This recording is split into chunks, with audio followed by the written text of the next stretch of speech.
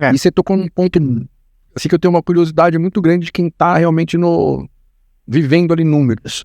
Você falou da pandemia, que vocês tiveram que se reposicionar e tudo mais. Teve mesmo esse boom de vinhos no Brasil, de consumo de vinhos durante a pandemia? Ou é uma coisa muito ilusória de quem, da nossa bolha, que pôde ficar em casa, trabalhando em casa, assim? Então, é difícil saber porque são várias variáveis, né? Sim. Assim, o número oficial fala que o consumo de vinho per capita passou de 2,2 para 2,7 durante a pandemia. Só que esse número ele leva muito em conta a importação, não necessariamente o consumo de fato. Tá. Com a pandemia, o que aconteceu? As pessoas viajaram mesmo, deixaram de viajar. Então, por exemplo, aquele cidadão que ia para a Argentina e trazia 16 garrafas de vinho na mala, ele não pôde ir para a Argentina. Sim. Mas ele comprou essas 16 garrafas aqui. Do que traz a garrafa legalmente, porque você mala, você pode trazer 8 garrafas por pessoa, não é? Não, é 16. A Argentina... Exato, são 12 litros. Na Europa é menos, eu acho. Eu não sei, mas eu acho que eu tenho esse número na cabeça. O padrão é 12 litros... Então a gente que dá 16 garrafas. Trazem a garrafa de forma legal e que pode consumir de forma legal, não do contatinho de WhatsApp, pelo amor de Deus. Mas aí, entrando no contrabando, tem um tinha antes da pandemia e continua tendo, se bem que agora talvez um pouco menos, mas o que aconteceu é que durante a pandemia, de novo, as fronteiras se fecharam. Sim. Isso, de certa forma, dificultou o contrabando de vinhos.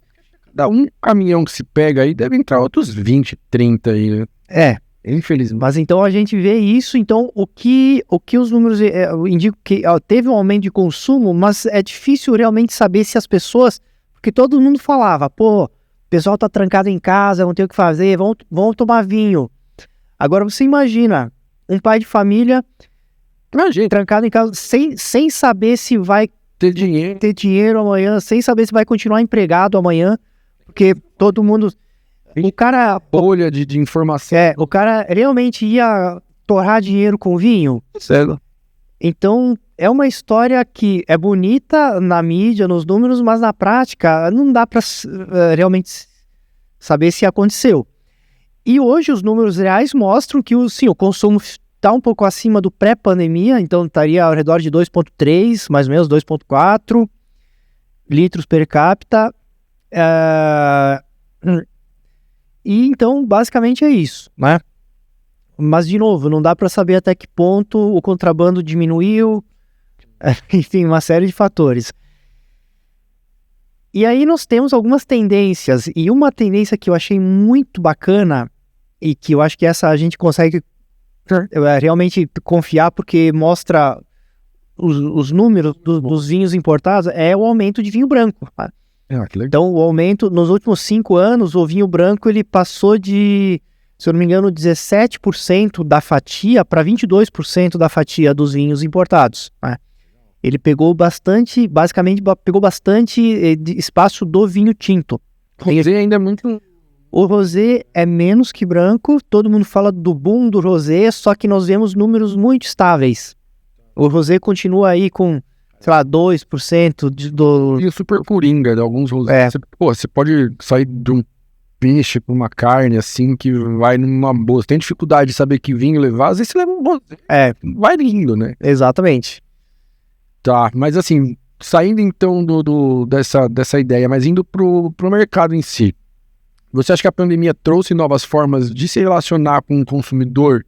Tipo e-commerce, redes sociais, foi uma virada obrigatória nesse processo? Sim. Não.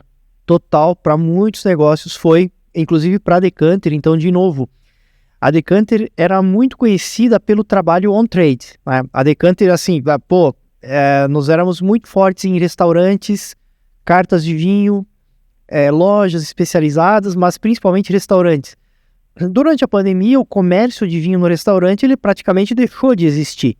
Então, nós tivemos que buscar outras maneiras de chegar até o cliente. Já tem um ponto que as pessoas acham que aumentou o consumo porque a pessoa não toma mais o vinho no restaurante. Né? Pode ser também. Casa, né? Sim, pode ser também. Isso também é Errado. exatamente, porque em tese, se você vai para um restaurante, você paga R$ 300 uma garrafa de vinho, aí você gastou R$ 300. Se você bebe esse vinho em casa, você vai comprar direto da importadora por 200, por exemplo. 150. 150, que seja, enfim. Em tese, você toma o mesmo vinho, ou você tem um orçamento para beber um vinho melhor, ou para beber mais, duas garrafas ao invés de uma, por exemplo, né? Então, isso também nós percebemos que aconteceu em alguns casos durante a pandemia. Mas, enfim, nós tivemos que diversificar a nossa linha de atuação. Passamos a trabalhar mais perto com venda online, com lojas, com off-trade, por exemplo. Então, Isso foi um desafio enorme, acho que, para você. Foi. Porque você está no meio de uma pandemia, né? O negócio, o nome já disse. Sim. E foi fácil mudar de rota, se adequar?